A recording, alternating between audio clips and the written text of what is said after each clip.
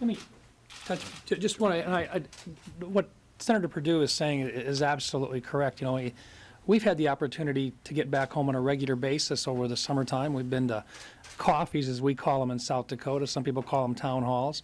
We've done the programs where we do our parades, we do our powwows in South Dakota. And the one message we get time and again is they sent us here to fix some things. They didn't send us here to let the status quo just continue on. And part of the way that you do that is you actually get together and you get things done. What we're finding is that this Senate schedule is such that when you have the delays that are being imposed right now, and it is the Democrats' prerogative to delay, they can do that. That's their right. But that means then that we've got to do, as the majority, what we think is right, and that is to get our job done as well. You've not only got tax reform that we have to address, we've got a budget that's got to be done.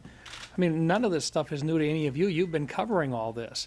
But simply to look at the 30 days or so that are in August, and simply to say that because a number of us have looked at CODELs and so forth, and I know some of our senior members are really serious about the CODELs. They think they're very, very important, and they are.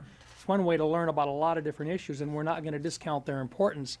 But we think even if we can't do the entire recess or the entire state work days back here in Washington, then let's at least try to do 1 or 2 weeks back here in Washington rather than on CODELs or back during the state work days or the state work periods, and spend some more time here on the floor of the Senate to work through this process.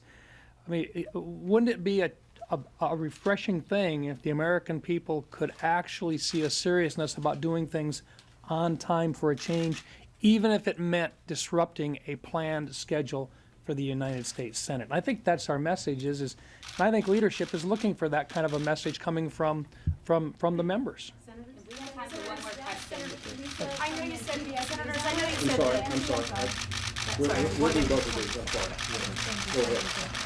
This is particularly for Senator Sullivan, Rounds, and Lee. Senator Kennedy said that his position has not changed on the health care bill, but I want to know from the three of you where you stand right now on the health care bill.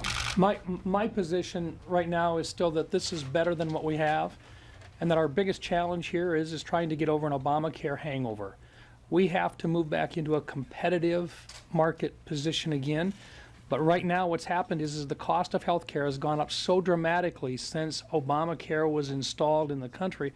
The American people can't afford to simply have us do a repeal only. We have to do a repeal and a replacement. Otherwise, people are going to get hurt. And so what I think we have to do when we're talking about 18% of GDP and we're talking about real lives here that are impacted by what we do, we've got to continue to send the message out there that the plans that we're looking at still protect against pre-existing conditions. They still provide more money for Medicaid than what there is today because we're only slowing the rate of increase. We're not stopping the rate of increase on Medicaid.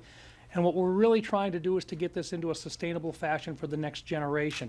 That's the message that we've got to be able to send, but we can make this a better product than what it is today. If this is all we can do, it's still better than what we've got today. We can make it better if we're given the time and the opportunity